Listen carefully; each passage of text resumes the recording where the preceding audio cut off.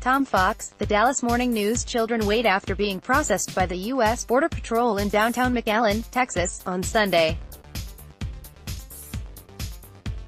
By Maria Sacchetti, Kevin Seif and Mark Fisher, The Washington Post. Their mothers are missing, their fathers far away.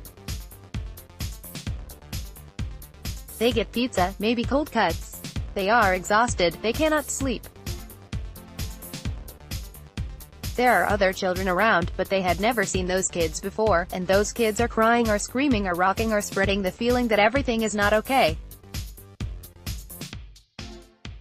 The children who were forcibly separated from their parents at the border by the United States government are all over the country now, in Michigan and Maryland, in foster homes in California and shelters in Virginia, in co-old, institutional settings with adults who are not permitted to touch them or with foster parents who do not speak Spanish but who hug them when they cry. Ad choice advertising and read invented by Tees. Start your day with the news you need from the Bay Area and beyond. Sign up for our Morning Report weekday newsletter. Advocates interviewed outside the locked gates described desperate parents giving up their hopes of asylum to get their children back in their arms more quickly. The children have been through hell. They are babies who were carried across rivers and toddlers who rode for hours in trucks and buses and older kids who were told that a better place was just beyond the horizon. And now they live and wait in unfamiliar places, big American suburban houses where no one speaks their language, a locked shelter on a dusty road where they spend little time. Outside, a converted Walmart where each morning, they are required to stand and recite the Pledge of Allegiance, in English, to the country that holds them apart from their parents. Why must they say those words? Some of the children ask at the shelter in Brownsville, on the Mexican border in Texas. We tell them, it's out of respect, said one employee of the facility, known as Casa Padre, who spoke on the condition of anonymity for fear of losing their job. U.S. authorities are compiling mugshots of the children in detention. Immigration lawyers who have seen the pictures say some of them show children in tears. At a facility in Crofton, Maryland, run by Bethany Christian Services, 10 children separated from their parents arrived in recent days. Half were younger than 5, according to Tanya Brown, a regional director of the organization. Most appeared to be from Nicaragua, El Salvador, Guatemala and Honduras. Each child got a drawstring, arrival bag containing a change of clothes and other necessities. The little ones got a teddy bear, too. They got to leave the shelter promptly, sent to a new home with foster parents who speak to the children in love language, Brown said. In Bristow, Virginia, about 15 boys and girls between the ages of 10 and 17 arrived in recent weeks after being separated from their parents. Now they stay in some of the 10 modern, $600,000 single-family houses on the sprawling green campus of Youth for Tomorrow, a residential facility for at-risk kids. At some facilities, there are so many children that the staff conduct prison-style headcounts. In Brownsville, Texas, where the wings of the sprawling building are named for U.S. presidents, that can take hours. A few days ago, a frantic search ensued when one child appeared to be missing from the Reagan wing. He was later found in the Truman wing. These are the places where the children wait. All around them, and all around the country, people are doing things for them. Caseworkers, lawyers and volunteers work the phones, searching for parents and other relatives. At first, the kids believe they will soon be back with their families. One of them said, "I'm not crying anymore. Tomorrow, I'll be with my dad," Ray called an employee at the Brownsville shelter. But as it became clear that their release was not imminent, the children continued their routines: karaoke on Monday, cake for those celebrating a birthday, occasional group discussions about their future. Some say, "I'm going to be the most famous singer," and others say, "I'm going to be a soccer star," the employee said. Others share a different expectation. "Remember that we don't have papers," an older child said. "We'll probably work in construction." The people who devote their work lives to helping immigrant children at shelters are mostly low-level employees, working 12-hour shifts at $12 an hour. They are accustomed to young people arriving unaccompanied, mostly teens who knew that they would be on their own and came at least somewhat prepared.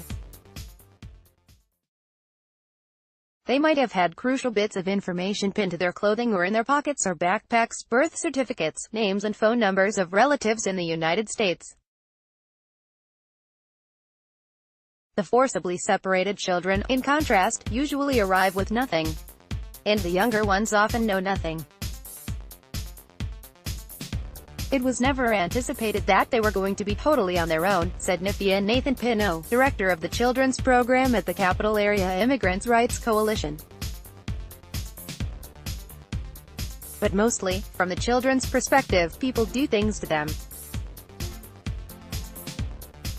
At Bethany Christian Services in Maryland, for example, the children get vaccinations and treatment for their physical ailments, stomach issues, skin issues, things of that nature, Brown said. Vigilant for Lice, Bethany dispenses shampoo and combs. It also has teachers who instruct the kids in English, colors, letters, numbers. There's playtime, nap time, snack, recess, Brown said. Antar Davidson, who worked at Southwest Keys Estrella del Norte shelter in Tucson, Arizona, from February until he could in early June, described a tense environment that grew worse as the number of separated kids soared. "People were yelling at the kids all the time, in Spanish," said Davidson, 32. He said supplies were rationed so tightly that kids were given hair gel one spoonful at a time. "It really wears on these kids, the level of institutionalization," he said. Youth care workers were told to discourage children from speaking their indigenous Central American languages, he said, before the policy was reversed. And when the number of separated kids rose from a handful to more than 50 in the 300-person shelter, employees were given a refresher course in how to use physical holds on kids, Davidson said. Lawyers show up at the centers, sometimes bringing toys or stress balls for the children to play with. Some lawyers try to teach the kids about their predicament, offering "Know Your Rights" presentations, explaining the U.S. legal system to older kids, drawing stick figure sketches of courtrooms for younger ones.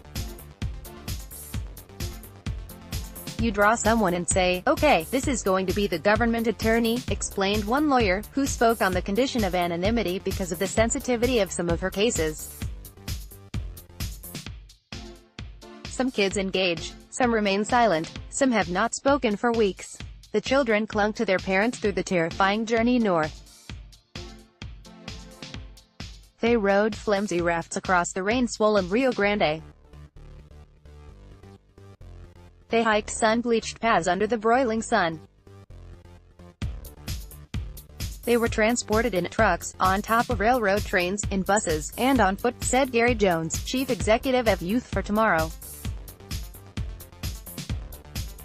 They crossed the border and were picked up by federal agents and placed in cavernous holding centers. In many cases, that's where the separation happened. Parents were put in one cell, children in another. At Customs and Border Protection stations, such as the massive Central Processing Center on Ursula Avenue in McAllen, Texas, some families were divided immediately, especially fathers and daughters, because girls can't be detained with men. Children were often sorted by country, gender and age, to keep older and younger ones apart. For some, the separation did not come until the morning they were brought to court on big silver buses. Border officials told parents they'd see their children when they got back from court. But when they returned, their children were gone, taken to federal shelters. Some parents were told that their children were being taken for a bath, but then the kids did not come back. At a shelter in McAllen, Texas, as word spread that children were being pulled from their parents, some mothers and fathers took to sleeping with their legs wrapped around their children so they couldn't be snatched. Sometimes, it fell to lawyers from the Texas Civil Rights Project to break the news, said Efre Acudent Olivares, a lawyer with the organization, which has interviewed 381 immigrant parents who were separated from more than 400 children. The parents who did know the separations were coming had to tell their kids something. A father from El Salvador said goodbye to his daughter before she was taken to a shelter by telling her that she was going to summer camp. The scenes of trauma take a toll on everyone, parents and children, but also guards and advocates. Olivares came to the United States legally from Mexico at age 13. He knew no English. His mother stayed at home and his father drove a school bus. Olivares became valedictorian of his high school class and graduated from the University of Pennsylvania and Yale Law School. Now, he's 36, running on coffee and adrenaline to meet parents and try to reunite families. "I'm going to crash sooner or later," he said. Last week, he had his own taste of the trauma of separation. His wife took their toddler to summer camp. There were tears. After an hour, she had to return because the child couldn't be without her. An hour they lasted without one another, Olivares said. He had tears in his eyes. At a shelter for the tender-aged near Los Angeles, one little child, overwhelmed, panicked. The hysteria set off the rest of the group, unleashing a contagion of crying that left the staff at a loss. "The trauma for these children is significant," said Brown, of Bethany Christian Services in Maryland. "You don't always see the trauma. You don't always see it in their faces. You can see it in their physical reactions. At some facilities, there are mental health counselors who try to talk to the kids. But some immigration lawyers caution the children against disclosing too much to the therapists, worried that information might get passed on to the government, possibly affecting the child's asylum claim." At the cavernous Central Processing Center in McAllen, known as the Dog Kennel, for its rooms made of chain-link fencing, children slept on mats on the concrete ground. With no parents around, some children suddenly found themselves changing the diapers of strangers. The children sometimes don't know their parents' names or don't know their own birth dates or how to spell their names. "There's just a lot of disconnect," said Nathan Pino of the Capital Area Immigrants' Rights Coalition, which has 2 centers in Maryland and 4 in Virginia serving as shelters for migrant children. "Some kids can't communicate the basic information that the staff would need to even start looking for their parents." Meanwhile, outside the shelter network, along the country's southern border, lawyers working on behalf of bereft parents struggle to locate their clients' children. Rochelle Garza, an immigration lawyer in Brownsville, tried a toll-free phone number for the Office of Refugee Resettlement on Friday afternoon. "We are experiencing high call volume," said a recorded message. "Please stay on the line for the next available case manager." The man who finally answered told Garza that he could offer nothing more than an email address, the same generic one listed on the flyer distributed to some parents. "Right now," the man said, "with the high volume of minors entering the United States, it's a little complicated for them." The U.S. Department of Health and Human Services announced Saturday that it is doing what it can, bringing to bear all the relevant resources of the department in order to assist in the reunification or placement of unaccompanied alien children and teenagers with a parent or appropriate sponsor. Michelle Ortiz, a lawyer with Americans for Immigrant Justice in Miami, represents a 3-year-old girl who was separated from her father at the New Mexico border. The father was deported, but the details of the case are not clear, Ortiz said, because she's 3. She can't tell us exactly what happened. She can hold up her fingers to tell us how old she is, but not much more. The girl is living with extended family in South Florida, her future uncertain. The kids have come mainly from Central America. In the past year, Lutheran Immigration and Refugee Service, based in Baltimore, has found temporary places for 148 children who had been separated from their parents.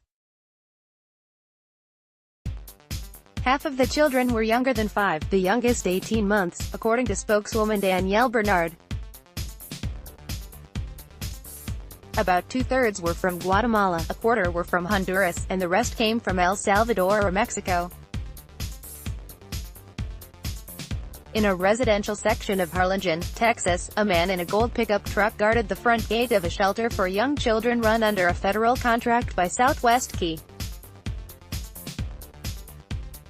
The shelter is a white frame house with a spacious yard covered with a thick layer of grass. A worker leaving the shelter in her truck is asked how the kids inside are faring. "They're eating better than you," she said Friday. For lunch, they had fish, carrots, broccoli, a dinner roll. "They're being treated very well." A colorful jungle gym and a volleyball net sit in the front yard, which is shaded by tall trees. Neighbors said the facility has an indoor pool. One neighbor recently saw several little girls dressed in pink tops and shorts playing on the swings in the front yard.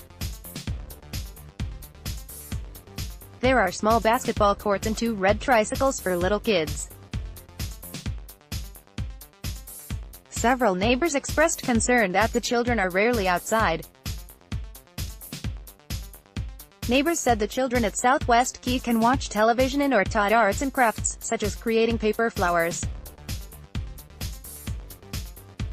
"As a mother, I don't like it," said neighbor Liliana Barajas, 36. "They don't bring them out enough. They're kids.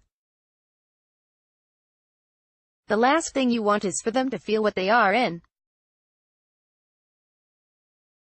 It's like a home prison to them. It's heartbreaking." Sponsored content: How to be successful in the Amazon world of retail by the retailing behemoth. Amazon continues to dominate the world of online retail, and in doing so, it's transformed the way we shop and buy. But you might also like a brutal missed call. Cost Sweden a huge opportunity. Business Insider: Top 10 highest paying jobs in Singapore in 2018. Jobs. Korea. MercuryNews.com recommended by